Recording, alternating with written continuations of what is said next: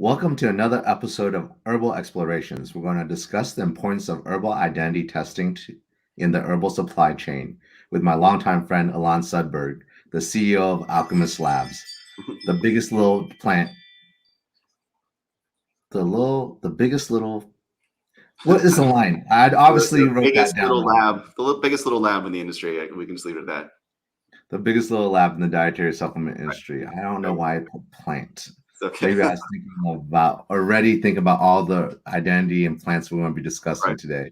Right. We literally started and grew up in the industry together. I'm so proud of all the things he's done on the identity testing front. Elan, tell us a bit about yourself and Alchemists. Sure. So first, thank you, Wilson. Great honor. And you're right. We were both born into this industry. I think my first day was as 2 cells, and then 4 cells, and then 8, and so on.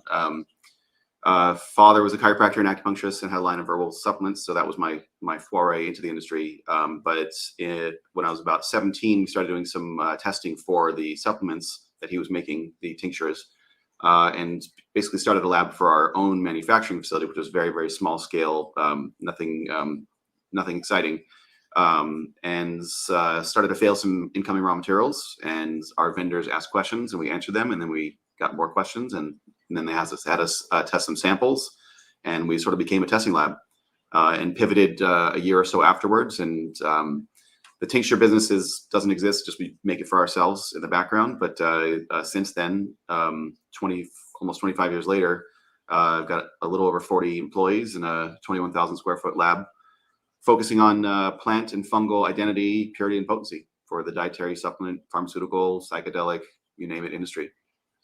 Yeah, literally, I remember us coming down, and it was just a really real family affair. Let's just put it that way. It was, yeah. And now it's multiplied and definitely still family owned, and a lot of values are there, but Correct. No longer the small intimate company that we all started with. Correct, exactly. It's morphed a little bit, but all in good. It's all great. Yeah, let's get down to business. How important is the clarity and specs when it comes to plant identity testing? Like a lot of times I see things, clients get things that are failed, but it could be just that they didn't submit the example properly, right? For example, if someone says, I want to test ginseng or ashwagandha, is that sufficient, or do you need something like more detailed than that? Yeah. Well, so plants have friends and families, so different species. So we always need the species. Specs are really important, though. When we receive samples with no specs, we do ask the client for specs. When they don't have specs, that's very telling where their kind of position is on GMPs, because the last I heard, specs are pretty important. A lot of the industry, as you know, deals with extracts. And if you send us an extract, which is, a chemical extraction of some sort of a plant, we need to know data on that, because if you extract your ginseng with ethanol and water, and we don't know that, we can't compare it to the right stuff, and in turn it will fail. So specs are really critical for testing it the right way, and getting the answers that are accurate. Common problem, and common you see in the industry, the 43s and the warning letters are common for not having specs. Yeah, and I think it's clarity, right? It's when you test for something, do you want to test for the root and the leaves, or the leaves, right? Like, what the heck are we looking at? Well, yeah, exactly. Well, ashwagandha as an example, a lot of leaf material floats into the root material to fortify the phytochemical profiles. But we've got really simple tests that can differentiate between the two species or the two plant parts. Many folks don't realize that's what's happening. Good news, it's still the same plant, so you're not necessarily being adulterated with another species, but other plant parts could be an issue if your label claim doesn't specify that. And it comes down to basically what are you putting in the label should match what's actually in the bottle, because otherwise you can get in trouble. Yeah, it's a lot of it. It's also what you're paying for, right? And what is the intended purpose? Right. If you're doing a standardized extract, maybe it doesn't matter what plant part it comes from. Correct. But if you're doing a more of a full spectrum approach, right. Wow, you got really different kind of correct efficacy. Right. And as long as the spec says that, I mean, some folks don't have a concern over certain of plant parts, for example, or even, dirt or filth that we see. There's acceptable limits of everything. And some folks have specs for that, some folks don't. Yeah. And what, going back to something slightly different, like What do you think is the importance of orthogonal testing to approach to identity testing? And, Yeah. what percentage you say the industry is doing a truly orthogonal approach to make sure we have what we have? Yeah, orthogonality is critical. It's a phrase that I believe it comes from geometry, multifaceted or multi-sided, but used in industry really means testing things multiple ways. So the orthogonal approach that we use here is identity with macroscopy, looking at it with your eyes, which is how it was done originally. Hmm. Organoleptic, smelling and tasting, fracture, all that data goes into the macro identification. Microscopic analysis, looking at the cells under the scope, under a microscope, and then HPTLC, so looking at phytochemical profile. That orthogonal approach is really solid for identity of plants. You can take it further and add a fourth leg to the three-legged stool of orthogonality and do HPLC or GC and start measuring particular compounds of interest that lead towards efficacious or efficacy. And then last, of course, you want to make sure there's no heavy metals or poisons or pesticides or anything there. So the purity testing is that last and really critical step to testing. To answer your question, a lot of folks in the industry really stop with just they do the purity, making sure obviously it meets the specs for pesticides and metals, microbiological, which are, those are the killers of those products, but they don't do a great job on identity and potency. So they do a very, very minimal job with it. Some folks use things that are like tricorders, cell phone based software to Hmm. scan things that will give you an identity data point, but not very accurate or reproducible. So they have made sure the pesticides and metals are not too bad or they meet spec, and they've made sure it looks kind of like the plant that they're interested in. They leave it at that, but you're missing data on potency. How strong is it? What's the caffeine level in your green tea as an example? And then do you even have the right species? Doesn't matter about pesticides when you're basically selling the wrong species. So orthogonality is huge. It's something we've been following since the very beginning of our of the lab. Yeah, I was first exposed to that term by Dr. Joseph Betts in one of his talks, and Yeah, it makes a lot of sense, right? You got 80% certainty one method, 70% another, and right. now by doing these methods, you've sort of buttressed your Yeah, um, certainty yeah, about the identity and potency of a yeah. plant. And talking about potency and identity, Mhm. how important do you think is to pair identity testing with potency testing? Meaning, if we're looking at a chemical, we're confirming there's caffeine, it Sure. meets the level of caffeine Yeah, that's required. But heck, do we know this caffeine comes from right. coffee, green tea, or whatnot? So, Sure. is it something that people should, with extracts, should they always be looking at identity paired with efficacy, or how is that dealt with? Sure. So I guess the example in this question is you can take like a peach out of season. You go to Georgia in the summer and grow a peach, and that is the definition, that's your standard of what a peach should be, full of flavor. And the flavor is a chemical profile, which could be measured, but you measure it with your tongue and your brain, and you say this is a good peach. You then head over to a big box retailer in the winter and buy a peach, and the peach is bigger than normal and has a second peach inside of it, and it doesn't rot on your countertop for months. But technically, by genetic analysis, it is still a peach. But when you bite Hmm. into it, it has a different flavor, different texture, and that's ultimately what you're seeking when you eat peach, is not necessarily the nutrient content, but the flavor. And so, if you only do identity and don't actually measure the phytochemical profile of your products, your plants, you could be selling kind of duds. They could be, legally allowed to be called whatever they're called, but are they good? And good could be defined in a number of ways, if with efficacy and compounds. You brought up caffeine from sources. There's it's very difficult to determine where the caffeine in that example came from. Caffeine's in a few compound or a few plants, so green tea, guarana, yerba mate, and so you could get a green tea extract that's fortified with synthetic caffeine. You can get a green tea extract which is has the normal amounts of caffeine in there from the green tea. As a chemist, I think caffeine is caffeine is caffeine. It should be pure. Doesn't really matter where it comes from. Your labels should state where it comes from, because you're being disingenuous if you're not sharing that your caffeine was, if your material is fortified with caffeine. The good news, there are labs that can test synthetic versus natural phytochemical profiles. Not something we do here at Alchemist, something we're looking into for later expansions for sure. That to me comes down to more of like a legal issue whether you state that your stuff is synthetically derived and fortified versus not. As far as efficacy and safety, my position as a chemist is that caffeine is caffeine, regardless of where it comes from. Yeah, I agree that it looks the same structurally and everything else. I think the key is the labeling, right? It's like Sure. because most people, right, in our industry, we're selling supplements and not beverages Right, necessarily. We don't state there's 10 milligrams of caffeine. We usually state the right, source of the caffeine. right, So, like in your example, right, you can get sugars from a lot of different things or caffeines from a lot of different things. But if you put that on the label now, you right, got an identity issue, right, right? Sure, you're delivering the caffeine, but from a different source, and right, right. it brings up different issues. So I think Yeah, back to that, like you yeah, need to know the people who are providing you the ingredients and have yeah, traceability in the supply chain to know absolutely. that the source is really, like you Right, said, right, green tea or coffee or whatever it is, and making sure that, you know, and testing is a way to verify the right, work you do right. before you receive the ingredient by the ingredient, right? Exactly. It's not it doesn't stand by itself, right? Right. It's part of the whole puzzle. Correct.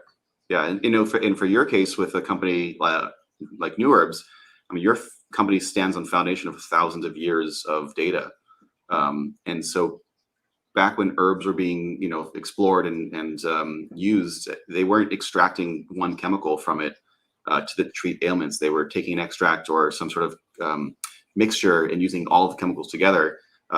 For me, I can drink espresso right before bed and go right to sleep. But if I drink yerba mate before bed, I'll be up for hours. So it's not just caffeine that does the trick. It's the xanthine family in that example that keeps me up, whereas coffee has less xanthine. So if you're focused on one particular compound in an extract, you're basically pharmaceuticalizing a plant, which is not bad. It's just not a sort of the original way that herbal medicine was brought to us. As in your case with New Herbs, thousands of years of traditional use. Yeah, I think a lot of it is just becomes, are we talking about full spectrum and all the things out of the plant, Right. right? And plants are so complex. Like if I said, hey, Alan, what's all the chemical constituents in ginseng? And despite almost 50, 60 years of scientific deep diving, we still haven't scratched the surface of every single component Right. in Yeah. Chinese ginseng. So I think there's it's whole plant, it's the usage of the application of the whole plant versus Sure. more of a this constituent versus the biomedical approach, right? Right. And even though Chinese herbs have been used for thousands of years, it's constantly evolving, right? Right. And what I mean by that is, for example, you might have noticed, like when we send stuff to you or stuff comes through your lab, it looks different than it looked 5, 10 years ago. Hmm. And the reason why is, well, we no longer use sulfites. We no longer Right. um, use other things, and we have better preservation technology. So we don't need to use sulfites. We don't need to cut it a certain way. We won't need to.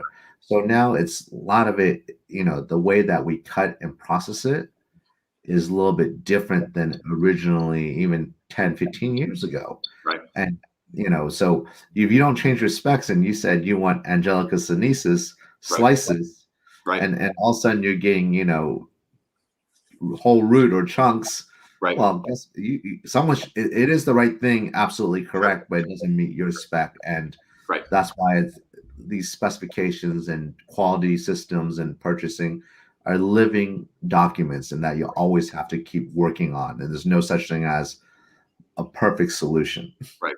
And when you mentioned something that triggered me for relationships, like when you have these specs, you have these relationships with vendors, whether it's your vendor supplying you the herbs, knowing that what you need and what is right for your company, and also your testing lab. The relationships are really critical to have so that each of you can work together to produce that final product that works for the consumer. And you as an example, back to New Herbs, you're collecting herbs from a series of farmers that have been working with you and your family business Mhm. for a long, long time. They know exactly. But as you mentioned, the times are changing, and the sulfites or the preservatives or the Yeah. preservation techniques are changing and adapting, along with all the technology that we have to us. Yeah, and it's teamwork, right? It's really me working with my farmers, producers, and knowing that, okay, this is what we need to do to Right. get the best quality material given today's technology, Right. and then communicating that to my customers downstream and them communicating to you as a testing lab so Right. that we're all on the same page. Right. And I'll give you a perfect example, right? The reasons we no longer need sulfites for a lot of the herbs that we process is because we're processing them, within, 2, 3 days of harvesting Right. using machine drying or other kind of um, techniques that instead of traditional sun drying or when the sun is available, we're gonna go get a good dry, right? It's no longer, our grandparents or maybe my great grandparents the way of doing things, pull it out of the ground, put it in the sun, and Right. hope and pray, Yeah. right? Right. Exactly. Exactly. But you've carried those traditions on to kind of adapted them to as the safety specs change and needs change, you adapt those to match the needs of your clients, which is why New Herbs is still a successful company in this industry. Well, thanks. Um, what's the one thing that keeps you awake at night, like in the industry when it relates to in relation to testing and what people are doing or aren't doing? Like you're like, my God, why don't more people do this? Yeah. Why I, can't they sleep? I asked this question for someone else the other day, and I said that when I was a kid, I never had the desire to be a cop or police officer, but justice has always really been a driver for me. I just hate cheaters. I just hate cheaters in all aspects of politics, in business, or banking, or whatever it is. It drives me crazy seeing folks grow in success by taking shortcuts or cheating. So this company brings me lots of joy and fulfillment because we get to, we're not catching cheaters so much, but our customers send samples to us. And with COVID, the supply chain has changed quite a bit and everyone's had to find new vendors and requalify vendors. So we've been able to help our clients adapt to the supply chain issues by making sure they're buying the right stuff. So to your question, what keeps me up at night is the people who are wiggling through not doing the right thing or taking the least expensive route or the bare minimum. The GMP has been out for a long time. They're pretty specific about what we should do and how to do it, but they do leave a little bit of room for ambiguity, so people can interpret things and use tricorders and light boxes and things to identify plants and that's basically a test, and the FDA says, yeah, that's adequate, and then poor quality materials perpetuated throughout the industry. And again, the worst thing, I said the other day that Alec Baldwin has killed more people than the entire dietary supplement industry in all of my years of playing here, which is about 25 and working in it. And so the industry is very safe. The worst things that happen is that, or the least bad worst thing is that the product doesn't work very well, and that's because of folks taking shortcuts in quality control. Of course, the worst thing that could happen is someone gets sick and dies. But like I said, that doesn't happen in our industry. It hasn't happened for a long, long time. Yeah, and especially if we sort of, you know, add a word to your statement, legal dietary supplements, Right. right? Or not Yes. not drugs masquerading as dietary Yeah. supplements, Correct. right? Like, Correct. But even then, no one. There's not a lot of deaths. It's I haven't heard about them. So even with the APIs sneaking into garbage products and garbage brands, I don't. It's not that. It's a very safe industry, pushing very safe products. But still, folks are cheating, and it drives me crazy because brands like yourselves and our other best clients are spending the money to do the testing with the right methods and the right technology, and their competitors, or in some cases, they're not. And so they can achieve a lower price point on the shelves. They can get their products out faster, and that's what keeps me up at night. That kind of cheating bothers me to where I want to just fight for my clients, make sure they have the right results as fast as possible. yeah, I think cheating is willful cheating or Willful is ignorance. horrible, right? And Yeah. I think the other thing that what keeps me up at night, right, is now that with FSMA, with the Food Safety Modernization Act, Mhm. there's a lot more emphasis on microbials, Yeah. and I feel like we're over treating things. Oh yeah. Like it's like, hey, what's your 5 log reduction plan, right? Like, Right. well, this is a fruit with a, 99% of the time, unless you got bad harvesting techniques and it Right. falls on the ground and you pick it off the ground, Right. microbials isn't an issue, but we're treating everything. And Yeah. I'm interested in seeing, what I would like to know. Like, one day maybe offline we'll figure it out. Try to do a little guesstimation. Is like how many people actually retest potency after sterilization Oh, interesting. Yeah. treatment, I right? think Like you hit it with heat or you hit it with steam or whatever, legal method it is, there has to be some degradation, right? correct. Yeah, we There have are experienced some, that. yeah. We've experienced that just in the identity of materials, that they passed identity first, then they were treated for sterilization, and then, like you mentioned, phytochemical profiles changed and no longer match reference materials. And again, back to that relationship that we have with our clients and you with yours, we go back to our clients. The clients, we talk about it when something fails, and they say, "Well, we treated it with this," and we can say, "Oh, okay, that's probably it."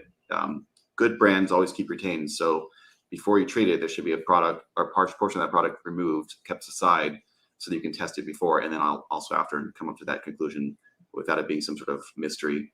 But yeah, there's a lot of treatment of these plants, and that absolutely does affect analytical results in the lab.